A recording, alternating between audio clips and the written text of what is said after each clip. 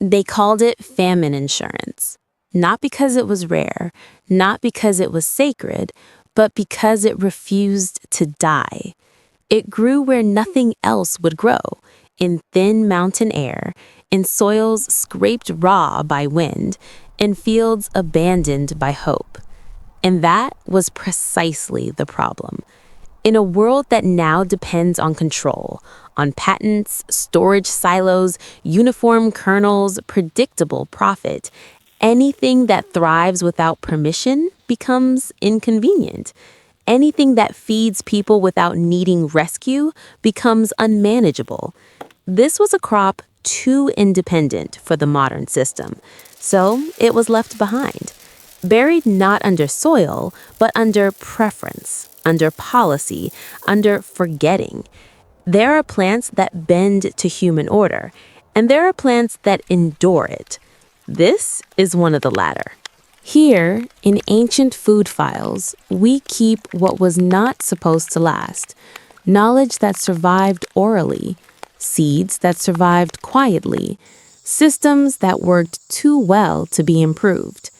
If you are here, you are already part of the preservation. Subscribe, not for growth, but for memory. Tonight, we open another archive.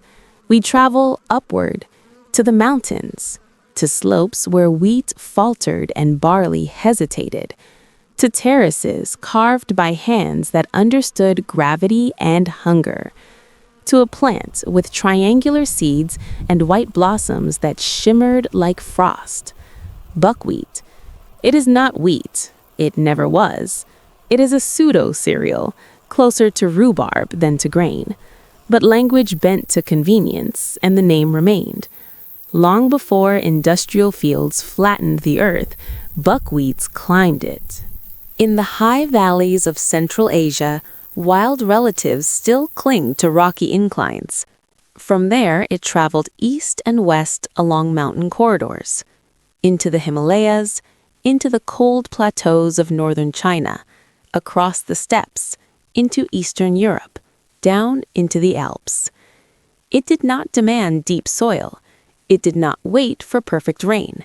It asked only for a brief season and a patch of light. In Himalayan villages, elders spoke of it not as a backup, but as a certainty. When late frosts struck barley, when monsoon patterns failed, when locusts darkened the horizon, buckwheat would still flower. Its seeds form quickly. Its cycle is short, 10 to 12 weeks from sowing to harvest. It germinates in cool soil. It suppresses weeds by growing fast and shading them out. Its roots loosen hard ground. It does not need much nitrogen. It does not plead for fertilizer. In the mountains of what is now northern India and Nepal, Tartary buckwheat, hardier, more bitter, became a lifeline. Ground into flour, steamed into dumplings, cooked into dark, sustaining porridge. In alpine valleys, it was known as the peasant's grain. In parts of Eastern Europe, it was kasha. In Japan, it became soba, simple noodles that carried the taste of stone and rain. But in older agricultural records from the 18th and 19th centuries, especially in Highland Europe and Appalachia, another phrase appears beside it: famine insurance. Not because it prevented famine entirely, but because it stood between survival and collapse.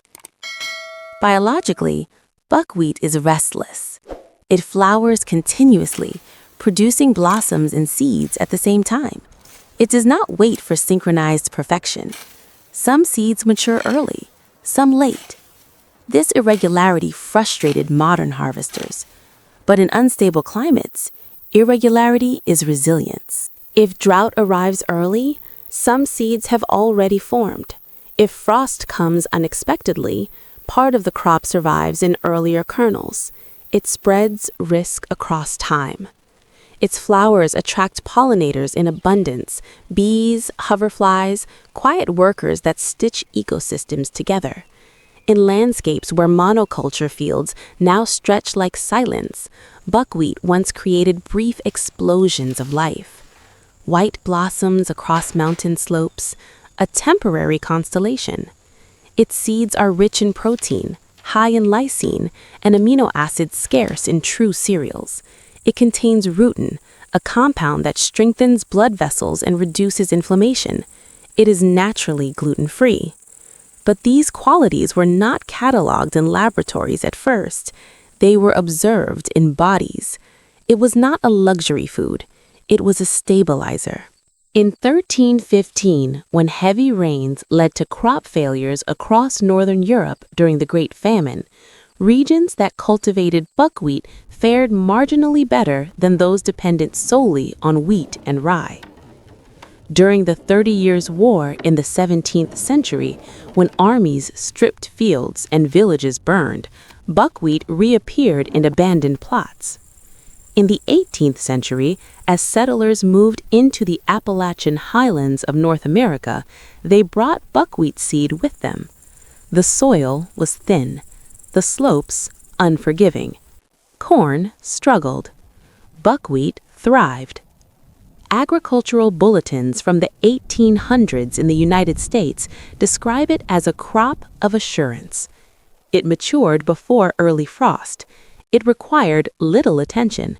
It filled gaps when other harvests disappointed. And then the system changed. Industrial agriculture does not favor irregularity. It favors uniform ripening, predictable height, grains harvested simultaneously by machine. Buckwheat shatters easily when overripe. Its seeds drop. Its maturation is staggered. Its yield per hectare is lower than optimized wheat or maize. It does not respond dramatically to synthetic fertilizers. It offers steadiness, not surplus. Governments incentivized major cereals. Research funding flowed toward crops that could feed armies and cities efficiently. Buckwheat did not fit. It was inconvenient to optimize, and so it became peripheral. Memory changed. Survival foods became reminders of hardship. When prosperity returned, rejection followed.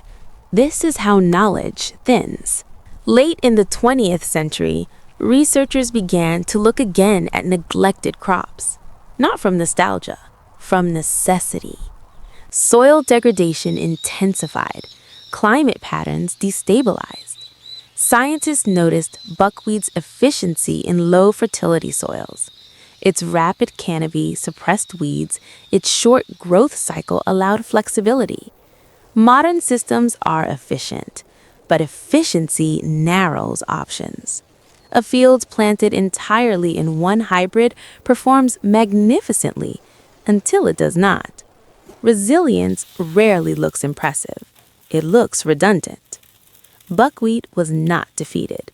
It was bypassed. It waits. Climate models now predict increasing variability. Short, intense rainfall, longer heat stress. Insurance crops become relevant when predictability declines. Buckwheat does not answer loudly. It answers by sprouting.